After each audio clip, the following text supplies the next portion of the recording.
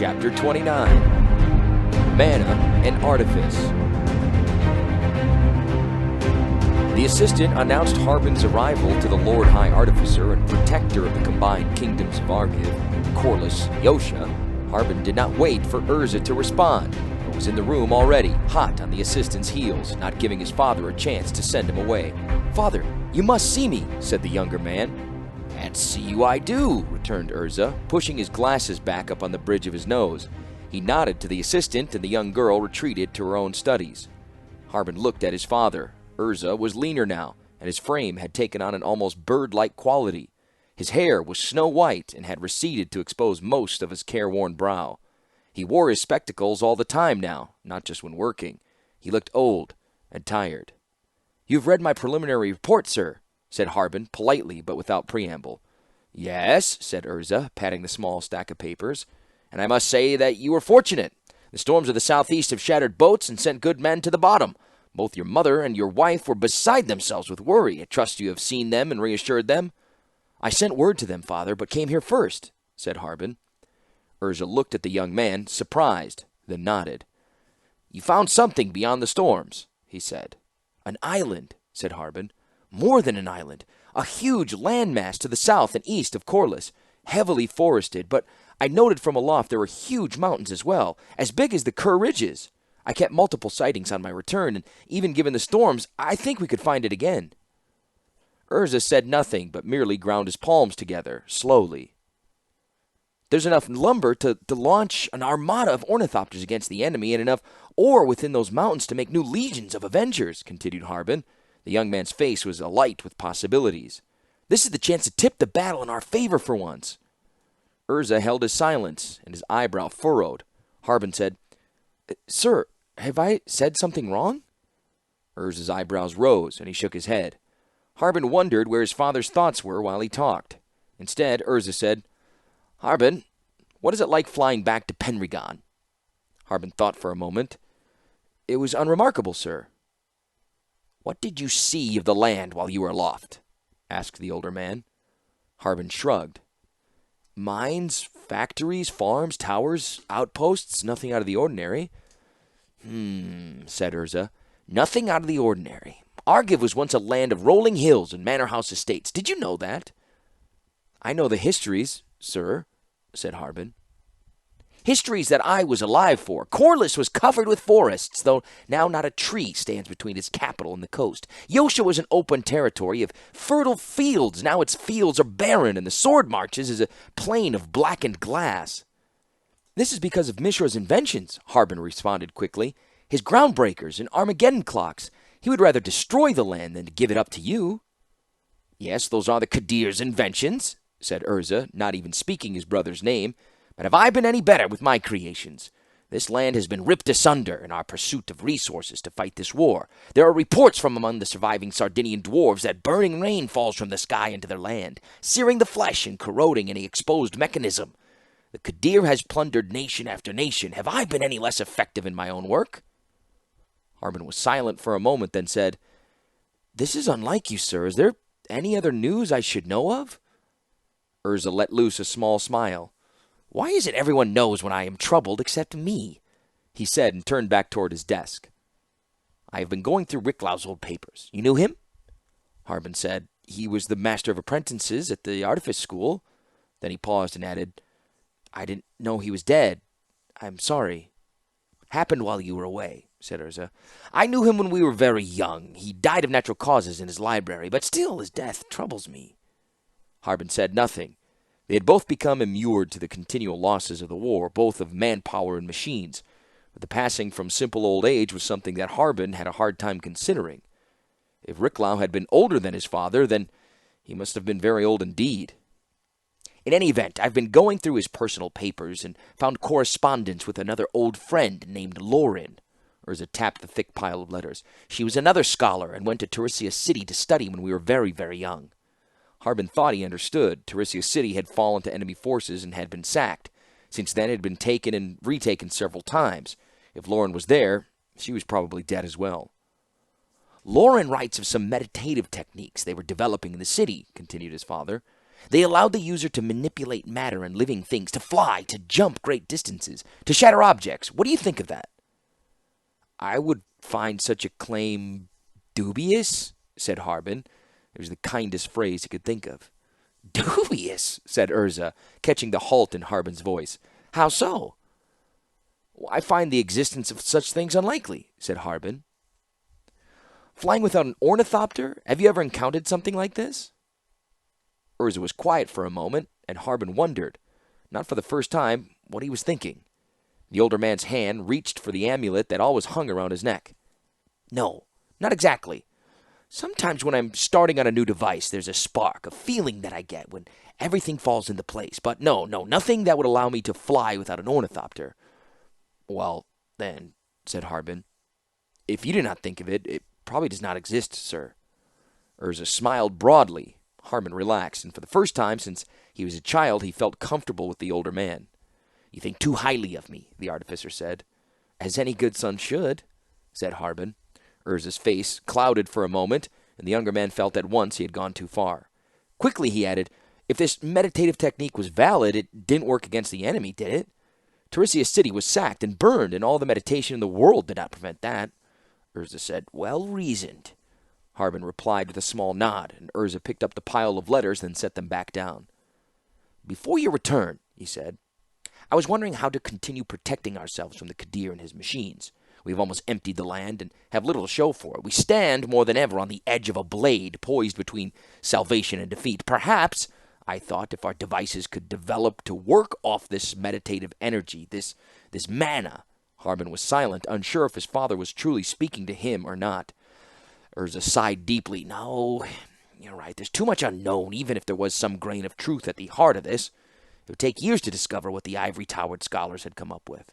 And all their work is now among the Qadir's plunder.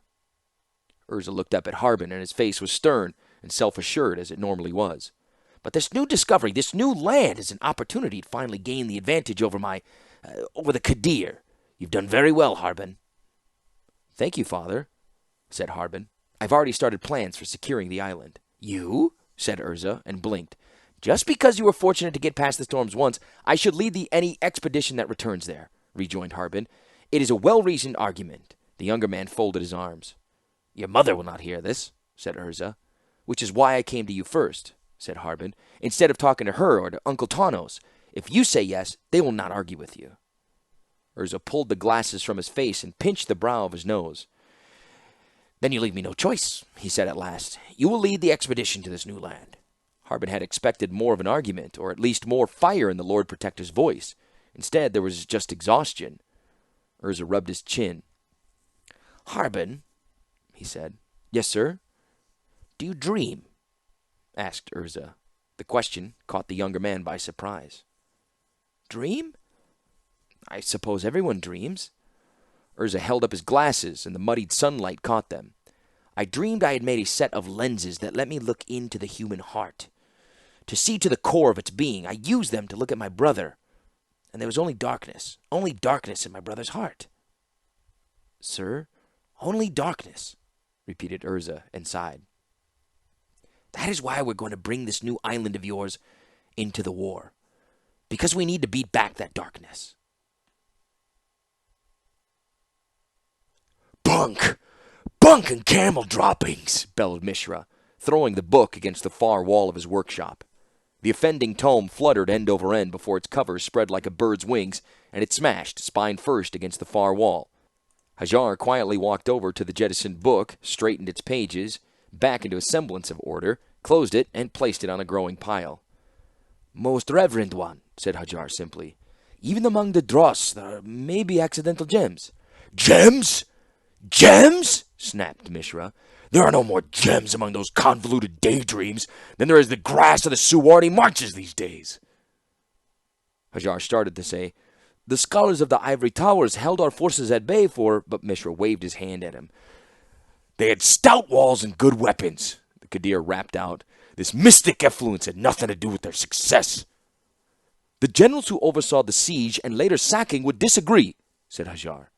Those generals were looking for an excuse for their own incompetence, snarled Mishra. They found it in the nonsense of those scholars, A dragon engine goes missing, and they blame witches and pixies." He might have said more, but his words were already being garbled by the phlegm in his throat. The artifice Kadir of the Falaji Empire bent almost double in a long, wheezing fit of coughing. Hajar waited for the attack to abate. Mishra had grown heavy over the years. Sometimes it hurt his lungs to breathe. The thick, yellowing smoke that hung night and day over Tamakul did little to abate his illness. Hajar had recommended Mishra retreat to clearer desert air, but as in most matters these days, the bodyguard's advice was ignored. The fit was a short one, and Mishra pulled a silk scarf from his pocket to wipe the sprayed spittle from his lips. "Scholars," he snarled, picking up where he left off. "Mystic energy within the land itself? Tapping into the energy through memorization and meditation? Huckum! We drove the charlatans out of Zegon, and they all fled to Teresia, and I thought there was knowledge there," Hajar said. "Even among the Dross there is more Dross," shouted Mishra. "There's no more truth in those books than there is in the true sight of old Falaji wise woman sitting in a square trading rose-colored fishes for brass coins." Hajar stiffened at the slur against the Falaji, but Mishra ignored it. "I hoped there would be some great weapons, some master artifice that could finally defeat my brother," he wheezed. "But all there is campfire tales and petty mystics." As a coughing fit rose to his lungs, and Hajar walked over and stoked the coals, then poured a ladle of water over red-hot embers. Heat and steam seemed to help his most reverend one's breathing. Mishra needed something to help him, and Hajar had hoped it would be among the books looted from Teresia City's ivory towers. Hajar believed the generals when they said the scholars had some sort of rocky powers that allowed them to defeat the dragon engines and transmigrants and to keep the Falaji at bay for so long. As Mishra searched, the empire crumbled. They were reduced in the east to skirmishing and petty raids across the Kur ridges. In the south, Yosha was a lawless frontier, at least those parts that had not been turned to glass by Mishra's inventions. The descendants of the Groundbreakers, the Armageddon clocks, had fused huge sections of the land to black glass, denying the enemy any use of it. Elsewhere, huge plows churned through the dying land in desperate attempts to pull something useful from the earth's bosom. To the west was untamed and barren wilderness, already plundered to keep the war machines going. The pieces were beginning to fall apart now. There was civil war in conquered Almaz and revolution in Saranth. Many of the tribes of the Falaji were now raiding fellow tribesmen, and discipline was breaking down. Ashnod, gone these many years, was to blame, Hajar felt. Without her to argue and plot, without her for the generals and war captains to fear and conspire against, the various factions within the empire were turning against each other. Urza was the continual enemy, but he was far away. It was Ashnod everyone hated and feared. "She had been spotted in Sumafa," said one report. "No, in the Kolkagan Mountains," said another. "No, she was seen in Yosha and was going to sell her secrets to Urza," said a third. "Nay," said a fourth, "she was dead from her own diabolical devices." Whatever the truth, Hajar knew the empire suffered without her. Mishra's coughing fit subsided, and the Kadir again dabbed at the corners of his mouth with his kerchief, an automatic gesture these days. "It is hard for you to understand, Hajar, but know that all my devices are rooted in some basic principles." "If you insist, Motpussant one," said Hajar. "And this," Mishra motioned at the ever-growing pile of books, "this school of fools acts as if those basic principles do not exist. You don't need wings to fly or a transmigrant to build an army. All you need is thought and land, and you can wish things into being." He slapped another book, and a fountain of dust shot out from between its covers. "Pah!" Mishra raised his kerchief to his mouth and retreated to his throne. He lowered his large bulk into the chair and said, "Call for the Gixons." Hajar bowed, but did not move. "The Gixons? They've been playing with Ashnod's work for years," snapped Mishra. "Perhaps they have some trick I can use against my brother." "With respect, most honorable one," said Hajar, "there are those who say you rely on the Gixons far too much." Mishra's forehead creased, and he growled, "There are those who say I rely on you too much, Hajar. Now fetch me those accursed priests." Within the hour, 3 of the priests were brought before Mishra. Hajar had not liked the priests when they first arrived, and he liked them less with every passing year. They had slowly infiltrated the bureaucracy that made themselves invaluable to the empire. Since Ashnod's desertion, No mind that she had been banished. If she had been loyal, she would have been remained. They had taken over that woman's laboratories and slaughterhouses, and they had taken over Mishra's own mild attempts at training young Falaji in artifice, turning the schools into mere extensions of their priesthood. A pair of young Falaji men accompanied the head priest as they approached the throne. Perhaps the Gictians saw this as tribute to Mishra, but Hajar thought of it as an abomination. These young men should have been warriors.